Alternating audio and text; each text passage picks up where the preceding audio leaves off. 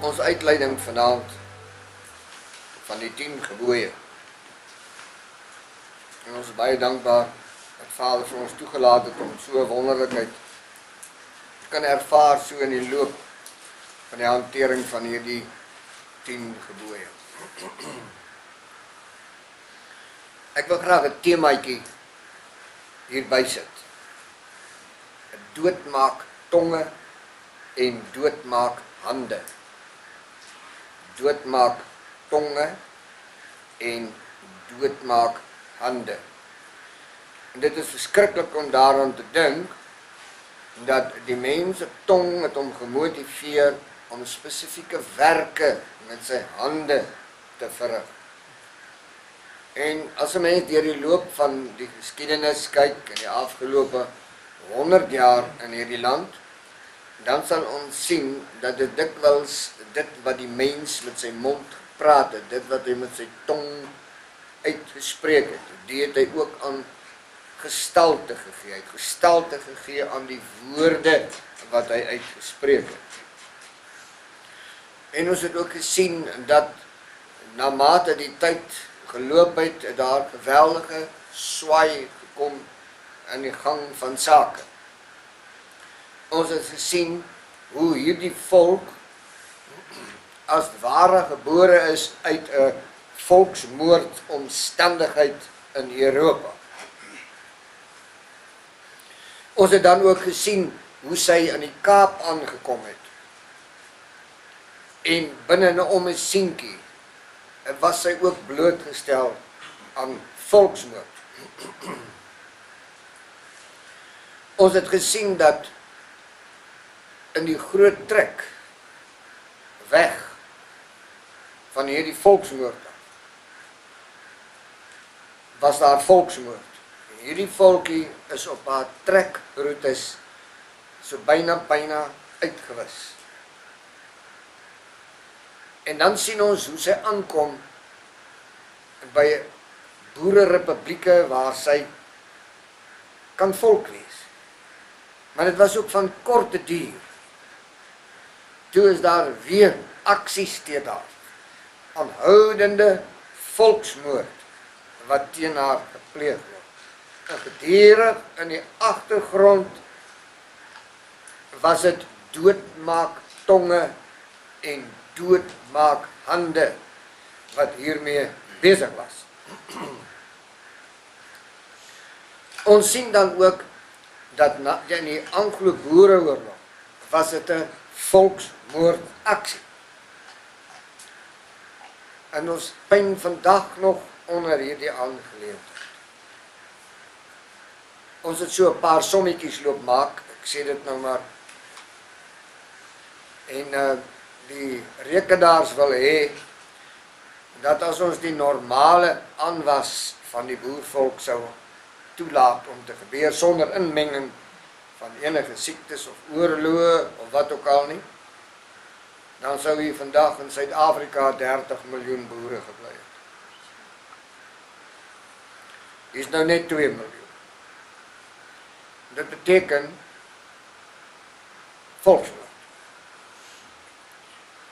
Ons sien dan ook dat hierdie hele aksie wat teen hierdie volkie geloods word, het te maak met tonge en hande. Jy moet kyk wie is die tonge wat hier spreek en moet sien watter hande is hier aan die werk. So ons sien dan na die Anglo-Boereoorlog, toe ons op die Ashoop was, het hulle baie interessante skuif gemaak. Hulle het met die 1910 unifikasie gekom. Nou met die hiervanaf baie fyn luister. Dit is doodmaak tonge en doodmaak hande. Dit is baie interessant om vir u te noem dat op 1902 se vredesverdrag was gesluit op die 31ste Mei.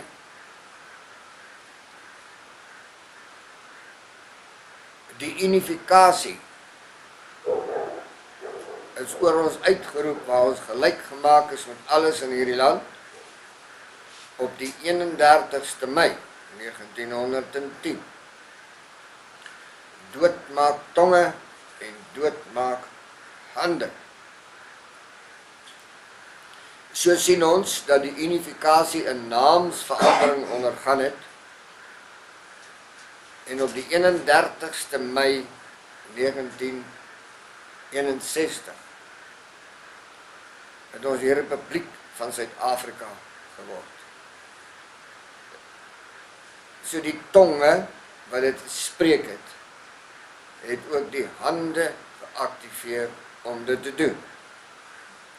U sal opmerk dat wanneer hierdie republiek tot stand kom, hierdie ou klein volkie wat eergister van die ashoop af opgestaan het, toe gebruik word om 17 ander volke op te hef, stede te bou, fabrieke, teerpaaie, skole, casinos en alles wat daarmee saam. Hierdie volkie het daarvoor betaal. Die vraag kom sit in die mense hart, wat het gebeur dat hierdie dinge so oor haar geloop het? Wat het gebeur dat niemand langs die pad halt geroep het nie? Hoe is dit moontlik dat hierdie klip so oor hierdie volk gerol het in die afgelope 100+ jaar? Is dit moontlik dat die mens vir geslagte lank die Bybel verkeerd gelees het?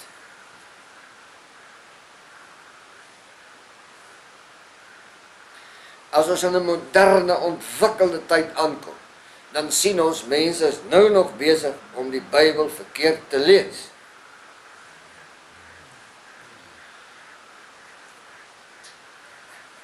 Dit is nie dat hulle nie die woorde kan uitspreek wat hierin geskrywe is. Hulle kan homself reg spel ook. Maar hulle verstaan nie wat hier geskryf is nie.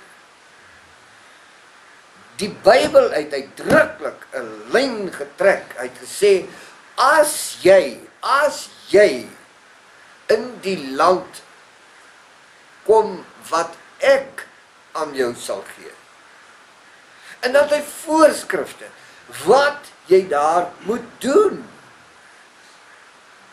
Dis nooit gedoen nie. En elke keer het sy pak gekry daaroor. Hoe is dit moontlik dat jy die Bybel lees en nie sien wat die Bybel sê nie? Wat het hier gebeur? Wanneer het dit begin?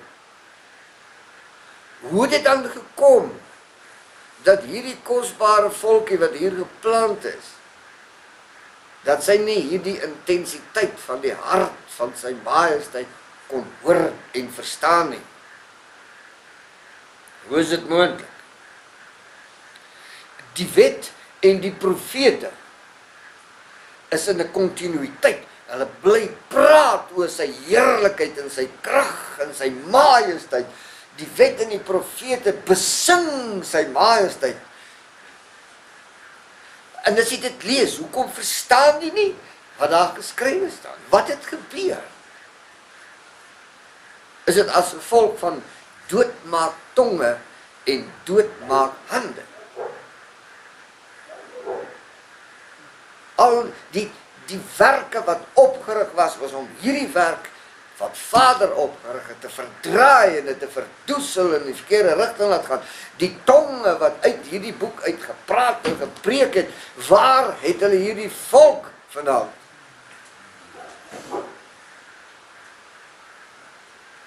Daar was 4 evangelies nodig om die intimiteit en die diepte van sy heerlikheid te verkondig.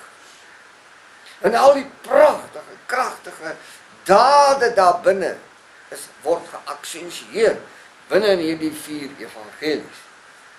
Hoe is dit moontlik dat dit gelees word en nie verstaan word? Maar hoor hierdie. Dan is daar die boek van Handelinge. En hier is nie die handelinge van die profete nie. Dis die handelinge van die Heilige Gees met die profete.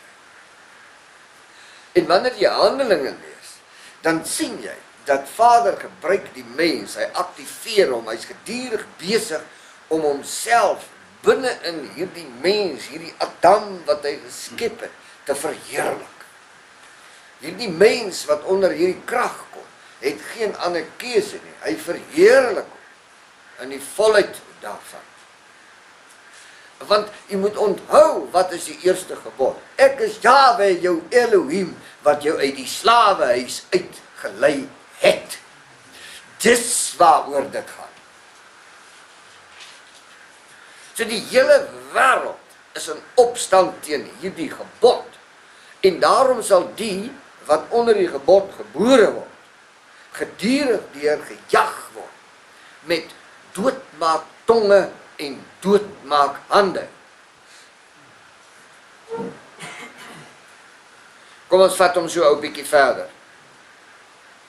Paulus se briewe vertel oor en oor en oor en oor die heerlikheid van sy majesteit. Oor en oor. Hy gaan selfs verder. Hy praat met die wat hier lees. As jy wat hier lees, jy moet kyk wat sê die boek. Jy's uitverkies in die Elohim voor die grondlegging van hierdie wêreld. Dit is wonderlik om daaraan te dink. Ons het met geleentheid gesê dat verlossing begin waar jy was. Waar was jy? In die Elohim. Dis waar verlossing begin. Hy begin daar. Hy begin nie op 'n ander plek nie. As jy in hom was, en in hom uitverkies was voor die grondlegging van hierdie wêreld, dan beteken dit doodeenvoudig dat verlossing begin op dieselfde plek. Begin daar.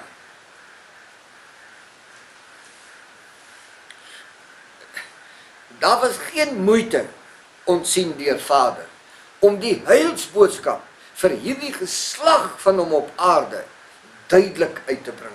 Hy het geen moeite ontsien nie.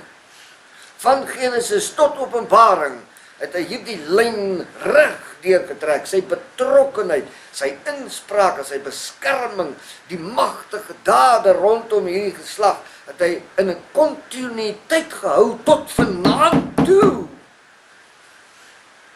Die feit dat ons hierdie ongelooflike en heerlike verborgenhede ervaar in hierdie tyd, is mos 'n magtige daad van die Elohim. Dit is nie iets wat van 'n ander plek afkom nie. Wanneer hy vir ons die 10 gebooie gee, dan sê hy, dis die verbond tussen julle en my. En dwars deur die skrifte, ons het dit gehanteer, geliefdes, van die begin tot die einde, sê hy, as jy my lief het, sal jy my gebooie onderhou. As jy my lief het, sal jy my gebooie onderhou. Dwars deur die skrifte. Maar dit is die doodmaak tonge en die doodmaak hande, wat gemaak het dat hierdie volk vir geslagte afgesterf het van hierdie heerlikheid. En is dit nie kosbaar, op die regte oomblik kom Vader en dan druk hy met sy vinger, dan sê hy, die ding tussen ons moet uitgemaak word. Dis so kosbaar. Die Bybel is tog 'n helder boek. Ons behoort hom maklik te kan verstaan. Hy is tog helder. Hy sê tog wat die bedoeling is. Dit is ook die openbaringe van die verborgenhede. Ons het vir u gewys in die behandeling met die 10 gebooie. Hoe die 10 gebooie dwars deur die skrifte werk. Van die een end na die ander end. Gedurig deur. Dis die pendulum wat swaai. Dit is die kosbaarheid. Dit is verseker nie 'n versameling van mites nie. Vader hou ons nie besig met mites nie. Hy is gedurig besig om ons konstant in te lig oor die werklikheid en die realiteit van die skepping en hy as skepper van die skepping. Ons hoef nooit daaroor twyfel te hê nie. Die Bybel sê dat die afgode mompel en piep. Dit is toch duidelik. Niemand verstaan wat die afgode sê. Hulle mompel en hulle piep. Maar nie ons Elohim nie. Job 40 vers 4. Net om vir u te wys, daar is baie tekste, maar ek gryp aan hierdie ene. Omdat Job het so 'n geweldige stryd gehad. Hy het alles verloor, hy was op die ashoop gewees, hy was regtig te neergedruk, daar was swaar moeilike omstandighede wat op hom bedien was. Maar vanuit hierdie omstandigheid, wat Job 40 vers 4 sê, het jy dan 'n arm soos Elohim, en kan jy donder met die stem soos hy? Dit moet 'n groot verrassing wees. Vir die persoon wat vir Job onderdruk. En terwyl hy daarmee besig is, hierdie doodmaak tong met hierdie doodmaak hand met hom besig is, dan sê Job, het jy 'n arm soos die Elohim? En kan jy donder met die stem soos hy?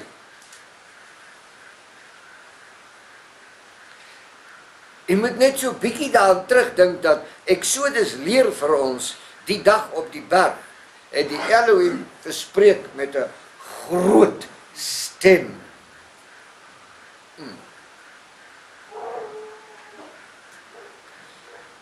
En daar was helder woorde, woorde van liefde.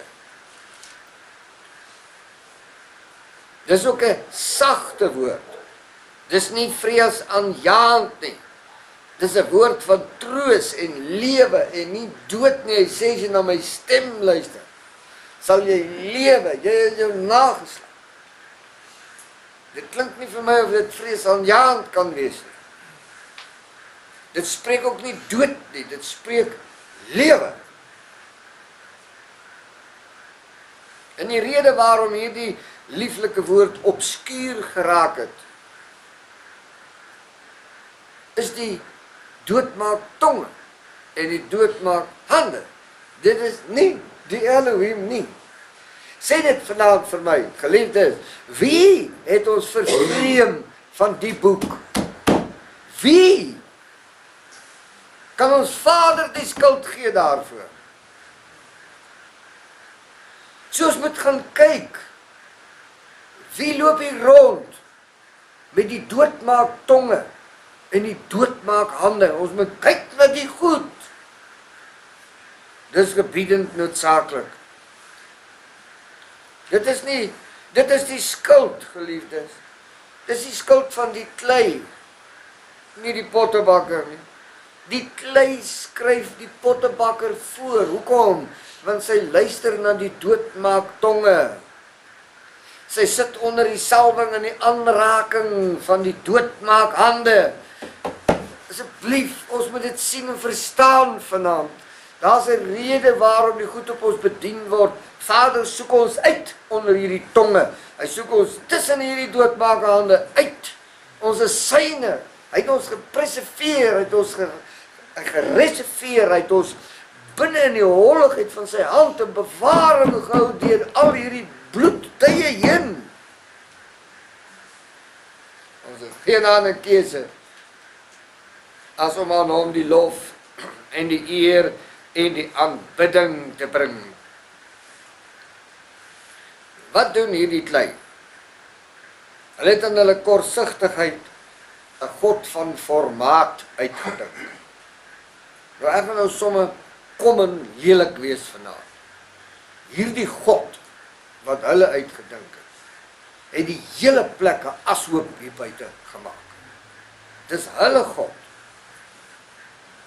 En dan saam daarmee, die wat hierdie plek so gebou het, is mos nou niemand anders of niks anders as doodmaak tonge en doodmaak hande nie.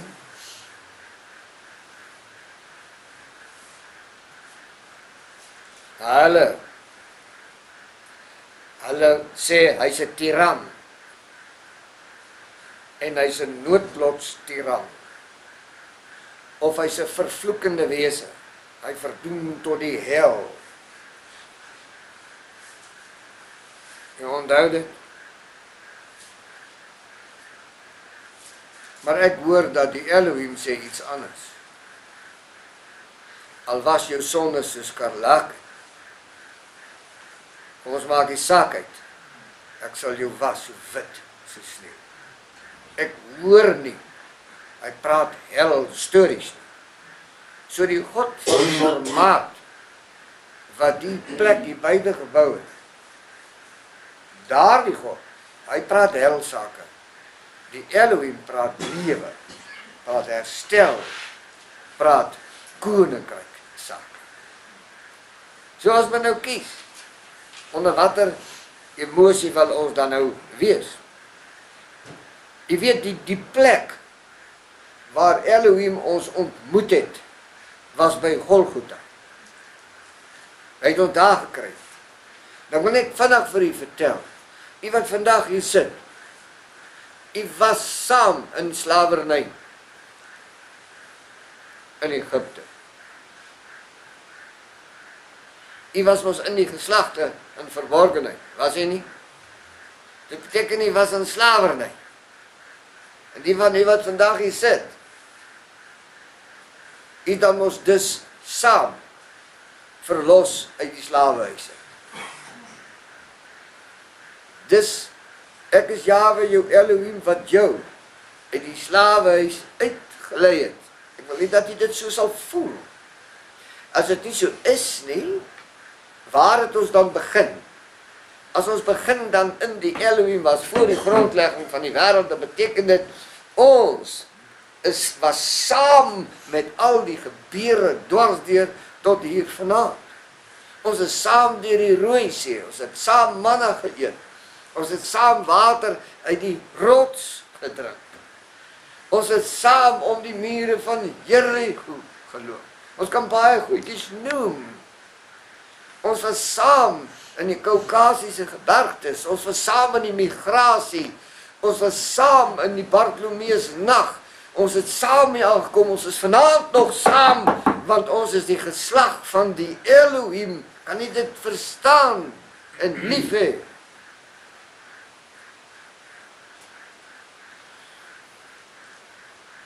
Dan sien ek al twee plekke. Hy kry ons in Egypte land. En ons daar 'n magtige verlossing.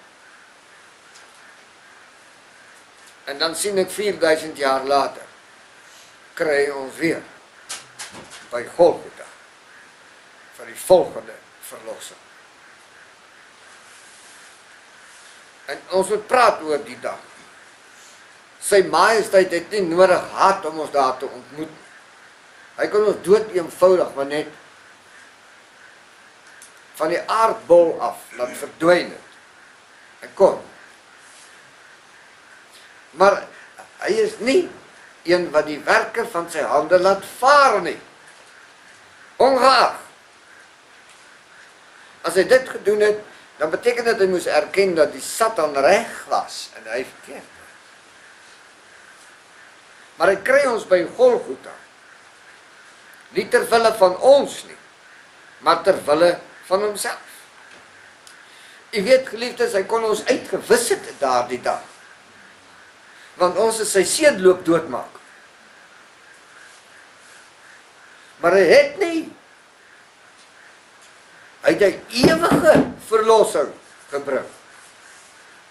Nou, hoe dit nou gebeur, dat ons nou weggeval het en weer vasgeval het in hierdie omstandigheid. Hoekom lyk hierdie volk hier buite so? Hoekom is hy so verwoes? Hoekom is hy elke dag in 'n tranendal? Hoekom skrik sy vir die geritsel van 'n blaar? Hoekom slag die vyand haar os, terwyl haar oë dit aanskou en sy niks daaraan kan doen nie? Hulle steek Noordwes aan die brand en hierdie boer sien dit. Hy maak hulle by mekaar wragtig, hulle arresteer hom en hulle sluit hom toe en die hele Noordwes brand af. Dood maak tonge en dood maak hande.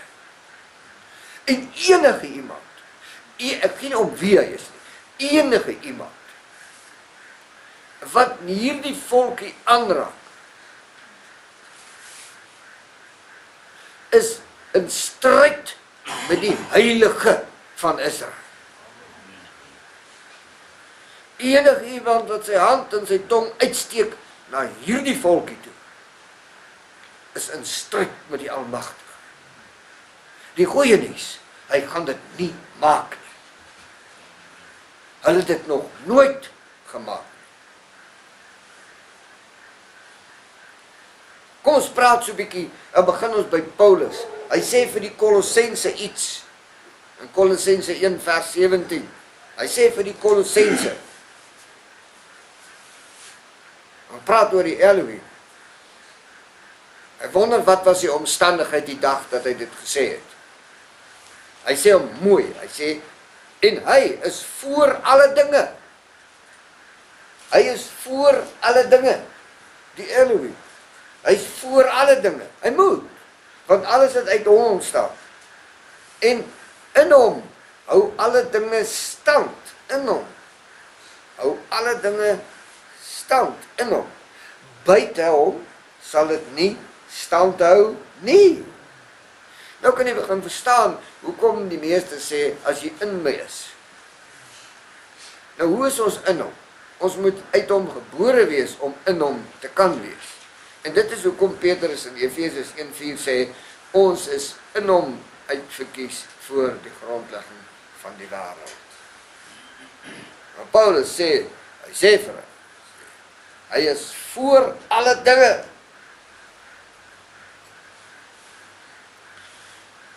Ek wil net op hierdie punt, het sommer op band sit, op hierdie beeldmateriaal. Hier is 'n groep mense in hierdie land, wat sê, dat J-H-W is die verborgde naam van Satan. Dit sweef hier buite. Wil net jy moet kennis neem. Jesaja 40 verse 26 gryp 'n mens aan die hart.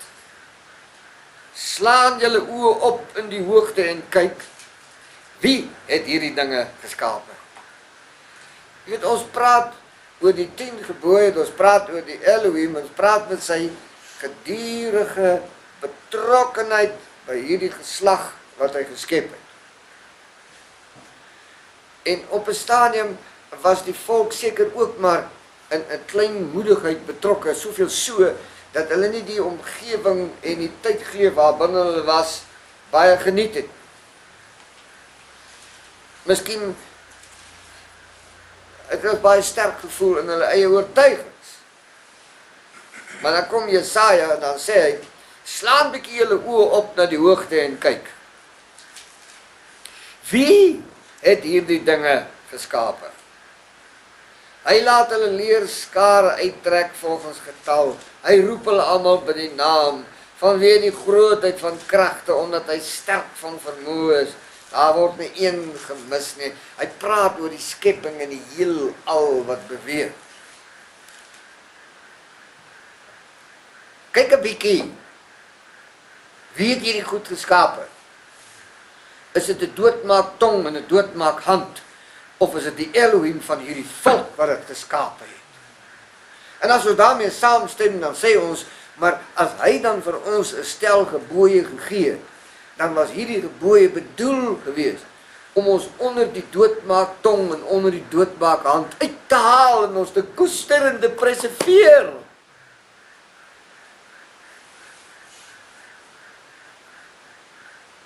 Jesaja 57 verse 15 is 'n aankondiging. En terwyl ons nou so in 'n verwarde toestand is, en terwyl ons hartseer is, en terwyl ons nie goed voel nie, En terwyl ons nie meer 'n skopgraaf grond van hierdie lieflike ou gelofte land meer in ons naam het nie. Hoor wat sê die Elohim, hierdie een wat ons koester, hierdie een wat vir ons hierdie 10 woorde gee, wat vir ons die lewe kom gee. Want so sê die hoë en die verhewene wat in die ewigheid woon. So sê hy. Wie praat hier? So sê hy, die hoë en verhewene wat in die ewigheid woon. Dis is hy wat aan die woord is. Hoor die aankondiging. Ek woon in die hoogte en in die heilige plek en by die verbryselde en nederige van gees. Hy sê ek is daar en hier.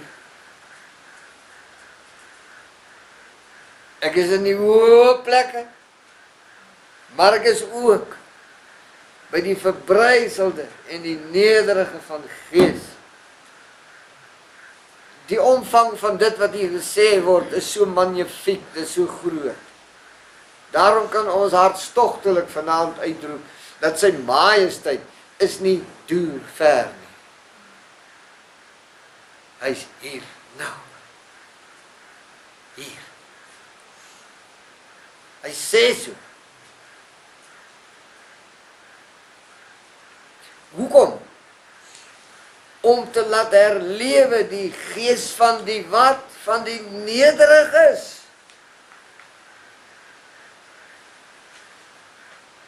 Wat is dit met hierdie volkie? Verskoning, wat is dit met hierdie volkie?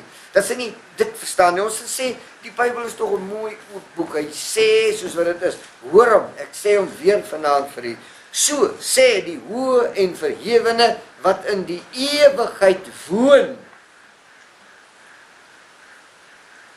Heilig is sy naam. Ek woon in die hoogte en in die heilige plek en by die verbryselde en nederige van gees. Hy sê, doen dit.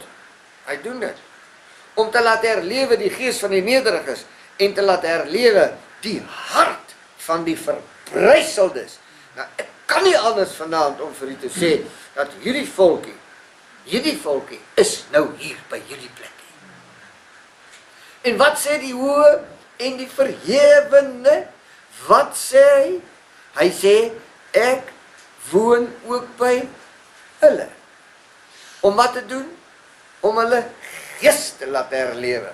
En om hulle hart te laat herlewe. En kan jy nou net mooi dink, as jy nou die 10 gebooie vat en jy sou dit eet, en hom drink, en hom koester, en hom aktiveer in jou lewe, gaan jy sien, hoe gaan jou verhouding met die Elohim soos dag by nag verander. Jy gaan in beheer kom van jouself. Jy gaan in beheer kom van jou gesin. Jy gaan in beheer kom van die mense oor wie jy aangestel is. Jy gaan absoluut onder die gesag van die Almagtige funksioneer. Beste plek om te wees. Exodus 19. Exodus 19 verse 22. En ook die priesters wat naby aan die Elohim kom, moet hulle self heilig. Hulle moet heilig. Sodat sy majesteit nie teen hulle losbreek nie. Hierdie is 'n baie duidelike waarskuwing. Hy wil hulle hier hê, naby. Want hy sê woon daar. Maar hulle moet hulle heilig. Nou hier kom die moeilikheid. Jy moet jou dus afsonder van die plek om naby aan hom te kan wees. Jy kan nie wydsbeen staan. Hy gaan teen jou losbreek. So die wat naby hom kom, moet hulle self heilig. Psalm 89 vers 8 sluit hierby aan. Hy sê 'n Elohim grootliks gedig in die raad van die heiliges en vreeslik bo almal wat rondom is. Wat rondom hom is. Hoor mooi. lees hom mooi dat jy hom mooi hoor. 'n Elohim grootliks gedig in die raad van die heiliges. Waar is hy? Hy is gedig binne in die raad van die heiliges. Daar is hy. En vreeslik bo almal wat rondom hom is. Nou hierdie woordjie vreeslik. Mens kan dit absoluut so omskryf. Magnifiek in sy gesag. Soveel so dat daar by jou 'n heilige ontzag kom sit. Vir die wat, as jy naby hom is, dan kom sit hierdie heerlikheid oor jou. En jy word bewus van sy majesteit. En dit bring 'n heilige ontzag in jou binnekant teweeg. Hoor jy hom? Levitikus 10 vers 3. En toe sê Moses vir Aaron, dit is dit wat die Elohim gespreek het deur te sê. In die wat naby my is, wil ek my as die heilige laat ken. Hoor jy? In die wat naby my is, wil ek my as die heilige laat ken.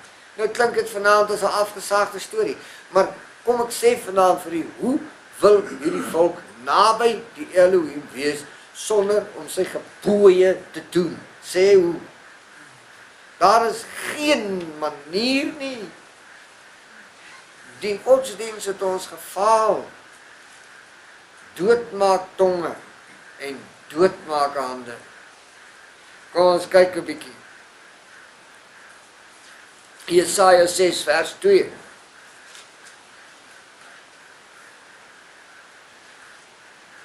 Serafs het bo hom gestaan. Elkeen het 6 vlerke gehad. Met 2 het hy sy aangesig bedek. En met 2 het hy sy voete bedek. En met 2 het hy gevlieg. Dis nou serafs. Maar hoor nou net verder, wat sê die 3de versie van dieselfde hoofstuk. En die een het die ander een toegeroep.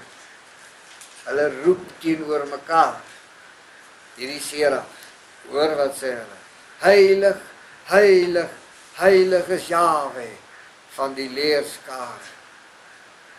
Die hele aarde is van sy heerlikheid vol. Hulle roep hom toe. Dis die serafs. Maar hierdie volk wat hy vir hom geskep het, hierdie volk oor wie die hele skepping 'n beroering is, hulle roep nie mekaar toe. Heilig, heilig, heilig is Jahwe van die leerskare. Hoekom? Hulle het dan vervreem van sy heerlikheid. Hulle het dan vervreem van die Dega of die Dekalogos, die 10 woorde, hierdie magswoorde van die Elohim. Hulle het vervreem.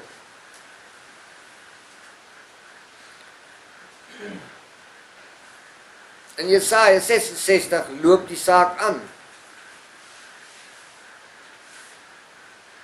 Want my hand het al hierdie dinge gemaak, en so dit alles ontstaan, spreek sy majesteit. Maar nou moet jy hoor wat ek vanavond vir jy sê. As jy al hierdie goed, alles het my hand geskapen. En dan kom hy by hierdie wonderlike enetjie aan. Hy sê my, op hierdie een sal ek let. Op hierdie een sal ek op let. Om op hom wat arm is en versla van gees. Hier is vir my die mooiste belofte in die skrif. Wanneer ek met hierdie ou volkie werk en ek sien oor die lengte en die breedte van hierdie land, hoe die manne soms kom sit en ek sien hoe knyp die ding. Ek sien die ou skoene en die ou klere is ook nie meer wat dit was, soos vroeger jare. Ek sien die goedjies. Ek sien die pragtige vroue, jou haartjies word dof, sy kan nie meer die duur shampoo koop nie. sien die lyne om die mond en die oë. Ek kom sit daar 'n blydskap in my hart. Want dan hoor ek hierdie belofte van my koning. Hy sê ek sal op hulle let, op hom wat arm is en verslae van gees. Ek sien hierdie volkie is verslae van gees en die Elohim sê ek sal op hom let. En my siel juig oor hierdie belofte. Jeremia 5 vers 15 sê, kyk, ek bring oor julle 'n nasie van ver af, o huis van Israel. Ek bring. En miskien is dit nou 'n bietjie van 'n kontras. Maar jy moet nou mooi luister. Wat doen Vader? En dan sê hy, kyk ek bring oor julle 'n nasie van ver af, o huis van Israel. 'n eeue oue nasie is dit. 'n nasie van ouds af. 'n nasie waarvan jy die taal nie ken en jy nie verstaan wat hulle praat nie en wat bewe vir my woord. Luister mooi. Vader sê, ek bring 'n nasie. Ek sal verragtig aanhou sê, as gevolg van die feit, dat hierdie volkie nie hierdie boek gevat en gedoen het, soos wat sy majesteit gesê het, bring hy hierdie nasie oor ons, 'n eeuwe nasie. Deuteronomium sê hom mooi, 'n nasie hart van aangesig, wat geen genade vir die jongeling het nie, en 'n veragting vir die grysaard. Hierdie nasie, wie se taal jy nie verstaan nie. En hier neem Jeremia hom op. In die 16de versie sê hy, hul pylkoker is soos 'n geopende graf, hulle is almal helder. Vers 17, en dit is die einde van die ding waarby ons aangekom het. En dis die pak sla wat ons beleef in hierdie tyd. Hoor hoe sê hy ook. En hulle sal jou oes en jou brood opeet. Hulle sal jou oes en jou brood opeet. Hoe lyk hy? Sien jy?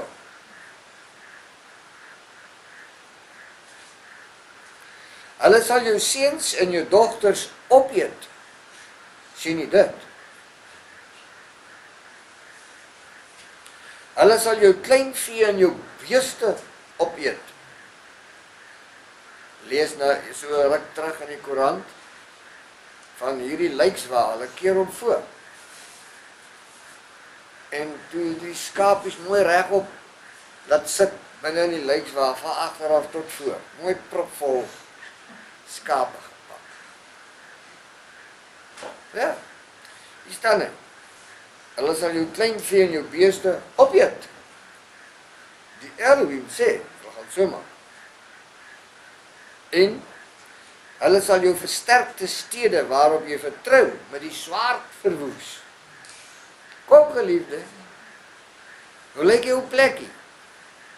Spreek die boek nie maar duidelik tot ons in hierdie tyd. Ek wil graag hierdie uitleiding vanaand afsluit tot eer van ons koning.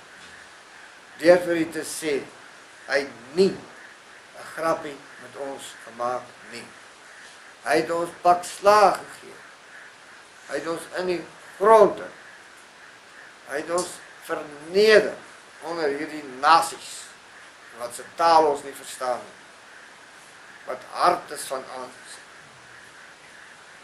Hy het ons onder hierdie plekkie kom vastrap. Maar weet u geliefdes, Hy het 'n magtige belofte gemaak. Hy het gesê, ek sal jou weer uitred, ek sal jou weer herstel. Jy sal die pynhope weer ophou. Jy sal die wingerde weer aanlê en jy sal self daarvan eet. Die koning sê so. In Exodus 23 in die 22ste versie maak hy 'n magtige belofte. Wanneer ons terugkeer, geliefdes, wanneer ons binne in hierdie milieu inbeweeg, waar ons hierdie gebooie van sy majesteit in volheid uitlewe. Nie net ken nie, leef. Leef. Dit bring ons naby hom. En wanneer ons naby hom kom, word ons geheilig. Jy kan nie jouself heilig nie. Jy sonder jou net af van die verkeerde dinge, maar hy heilig jou, want as jy naby hom kom, heilig jy. Hy heilig jou. Wanneer Moses op die berg iemand anders se skape en bokke oppas, dan gebeur die volgende. Die volk is in nood. Maar Vader gaan nie Egipte toe nie. Hy gaan na Moses toe. Hy sê, Moses, trek uit jou skoene, want die grond waarop jy staan is heilig. Hoekom? Want die Elohim is daar. Nie die grond, nie die grond. Die grond word geheilig deur die Elohim. As sy majesteit in ons midde is hierdie plek geheilig. Verstaan nie dit?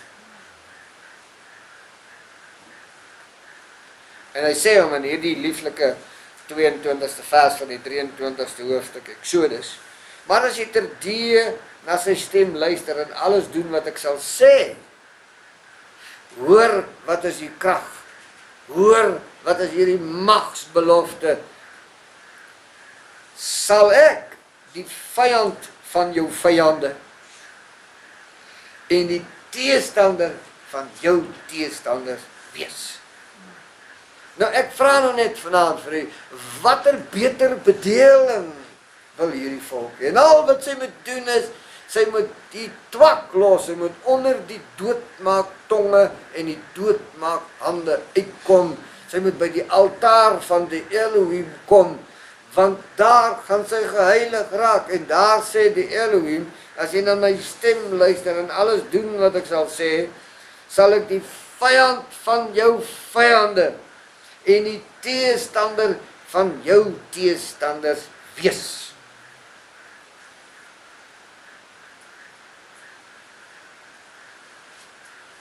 Ek dink nie daar is 'n lekkerder belofte as dit. Dan sê ek vir die wêreld hier buite, kry vir julle. Kry vir julle. Vader gaan hierdie volkie heilig. Sy boek sê so. En daar in die oomblik gaan hy die vyand van hierdie volk se vyande word. Hulle het 'n baie slegte vyand op pad na hulle toe. Psalm 81 vers 9. Dit is die roep. En ons sluit hom so af. Dit is die roep. Hoor hoe kosbaar sê hierdie psalmis dit. Hy profeteer dit eintlik, hoor my volk. Hoor my volk. En ek wil jou dit inskerp. Israel, as jy tog na my wou luister. As jy tog na my wou luister. En ek is in my hart vanaand dubbel oortuig dat Vader gaan vir ons geopende ore en geopende oë gee. En ons sal na hom begin luister. En hy gaan ons heilig. En hy gaan ons vyande se vyand word. Prys sy kosbare naam. My beroep op elkeen wat hierna geluister het en wat die 10 gebooie van oor en oor weer bestudeer en dit vir hulle die lieflingstyd maak wat dit is. Ons moet die gebooie kan lief hê, ons moet dit kan doen, ons moet dit kan praat, ons moet 'n passie daaroor hê en ons moet mekaar vermaan wanneer ons dit gebruik en wanneer ons dit misbruik of nalat. En as jou huisgenoot jou vyand word, die Elohim sê jy moet hom lief hê. Moenie vir hom stories gee nie. Jy moet hom lief hê. Beteken nou nie met die ou so veel kwaad is om die nek val. Kan nie daarvan hou nie. En dis ook nie wat die Elohim sê. Maar onthou nou jou naaste is 'n skepping van die Elohim. En as jy hom minag, dan minag jy 'n skepping van die Elohim. Gevaarlike plekke om by aan te kom. Daarom is die voorskrif. As jy weet dat jou broer iets teen jou het, of het val jou by, skrif sê, val jou by, terwyl jy met die offer op pad is altaar toe, val jou by, sit die offer neer, moenie die kant gaan, dan gaan moeilikheid kry dan, gaan terug, gaan maak die saak uit, en kom dan nie. Kom ons onderneem, om eenheid voor Vader te bou, met alles wat in ons is. En as daar enigstens 'n verskilletjie tussen ons lê, kom ons wees slagvolwasse, ons sit dit op die tafel neer. Ons kyk na die ding. As ons hom uit te sorteer het, is die eenheid sterker. En ons gaan ons nie verder laat boelie deur hierdie klas. Ons verskille wat onder mekaar lê, regverdig nie, verdeeldheid nie. Verskille is 'n ding wat altyd daar sal wees. Ek is 'n soettand en ander ouens hou weer net van suurlemoene. Maar ek kom ons nou nie om haat omdat ons nou nie kan saamstem nie. Kom ons vat Vader se heerlikhede tussen ons hande. Ons koester dit. Kom ons sit dit op ons tong. Kom ons berg dit binne in ons hart. Kom ons maak ons voetsole vuur warm op hierdie pad. Want waar woon hy? Waar woon hy? Ja, sê Vader, wag vir hierdie oomblik. Kom ons doen dit met groot passie, met groot oortuiging. En geliefde, Vader seën en koester U. Hy sê so, wanneer jy my gebooie onderhou en doen. Hy sal, hy het dit so beloof en ek vat hom by sy woord. Gaan in die vrede van sy majesteit en mag die heerlikheid en die kosbaarhede van die Allerhoogste U metgesel wees. Elke dag van U lewe. En as jy benoud voel, praat met jou broer, praat met jou naaste. Kom ons praat met mekaar. Kom ons word 'n lewende organisme, nie 'n organisasie nie. 'n Organisme met vele gawes, talente en kragte. En kom ons lag uitbundig, want die Elohim gaan hierdie plek se vyand word, so seker as wat ek hier staan. Amen.